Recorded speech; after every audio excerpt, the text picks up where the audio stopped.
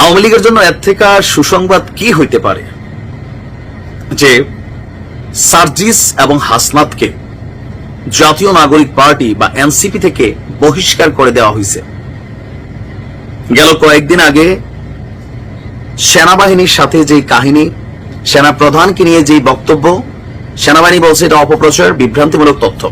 তো এইটার পরে সারা বাংলাদেশে মানুষের মধ্যে একটা কনসার্ন ছিল যে হাসনাত গ্রেপ্তার হইতে পারে।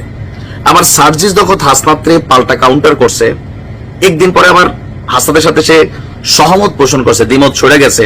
তো এগুলোর পরে এনসিপি বিতর্কিত হয়েছে, জাতীয় নাগরিক পার্টি প্রশ্নের মুখে পড়ছে। সুতরাং এমন কর্মের কারণে সার্জিস এবং হাসনাতকে বহিষ্কার করতে পারে, এটা অনেকে আশঙ্কা করছিল।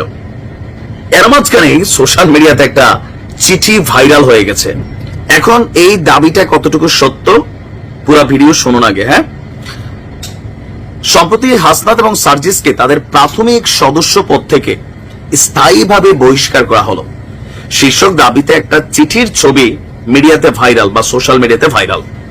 পদ থেকে অব্যাহতি এবং সদস্য পদ স্থগিত প্রসঙ্গে ওই চিঠিতে বলা হয়েছে, জাতীয় নাগরিক পার্টির এক জরুরি সিদ্ধান্ত মোতাবেক কেন্দ্রীয় কমিটির মুখ্য সমন্বয়ক দক্ষিণাঞ্চল হাসনাত আব্দুল্লাহ, মুখ্য সমন্বয়ক উত্তরাঞ্চল সার্জিস আলমের বিষয়ে আওয়ামী লীগের সাথে সংশ্লিষ্টতা, দেশপ্রেমিক সেনাবাহিনীর সাথে বৈরী সম্পর্ক তৈরি, পার্টিতে সিনিয়রদের সাথে বিশেষ করে নাসির উদ্দিন পাটোয়ারি, সামান্তা শারমিন বেয়াদবি, একক আধিপত্য, ছাত্রলীগের অতীত পশুত্বপনা এখনো আচরণে থেকে যাওয়া, ঘোড়া ডিঙিয়ে ঘাস খাওয়া সহ অগণিত কারণে এই দুইজনের স্বীয় পদ স্থগিত করা হলো এবং তাদের প্রাথমিক সদস্য পদ স্থায়ীভাবে বহিষ্কার করা হলো।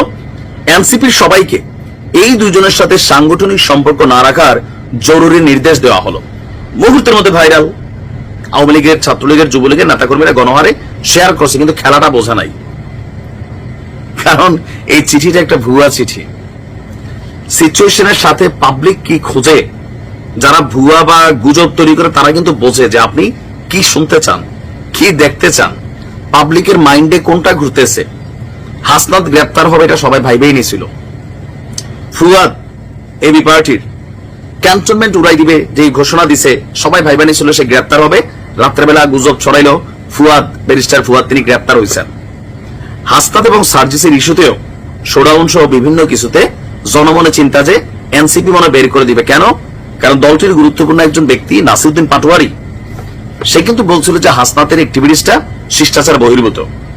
অপরদিকে হান্নান মাসুদ সেও বলছিল যে ভাই চুপ থাকতে পারলাম না, আপনারা একজন মিথ্যা বলছেন। স্বাভাবিকভাবে খেলাটা জমা উঠছে, জনগণ কথা বলতেছে, এই সুযোগে কিন্তু এই ভুয়া জিনিসটা সামনে চলে আসছে। অনুসন্ধানে জাতীয় নাগরিক পার্টির ফেসবুক পেজে এই আলোচিত দাবির সপক্ষে কোনো পোস্ট বা তথ্য খুঁজে পাওয়া যায়নি।